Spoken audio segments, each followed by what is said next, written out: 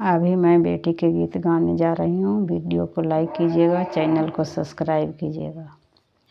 कहाँ मही जलमल करैलिया करैली बाड़ी हरियर जी। कहाँ माही जलमल दुलर तो बेटी बेटी बाड़ी सुंदर जी। कहाँ मही जलमल दुलर तो बेटी बेटी बाड़ी सुंदर जी। कुरखेत जलमल करैलिया करैली बाड़ी हरियर जी। कुरखेत जलमल करैलिया करैली बाड़ी हरियर जी। मम्मी को खा जलमल दुलरे तो बेटी बेटी बाड़ी सुंदर जी।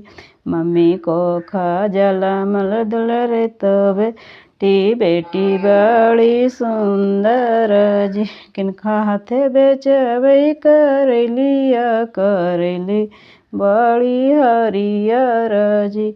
किनका हाथे देबै दुलरे तो बेटी बेटी बाड़ी सुंदर जी।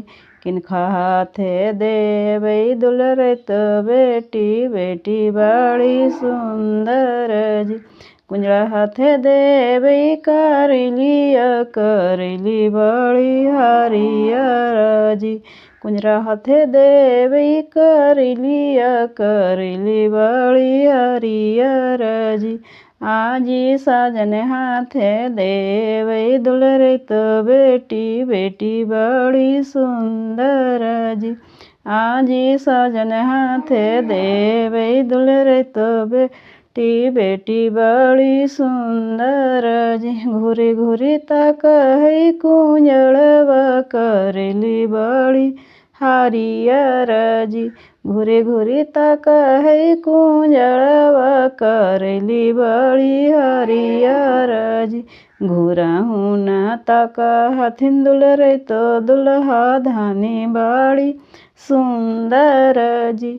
घूरहु न ताकथिन दुलरे तो दुल्हा धानी बाड़ी सुंदर जी। मेरा वीडियो अच्छा लगा तो चैनल को ज़रूर से ज़रूर सब्सक्राइब कीजिए।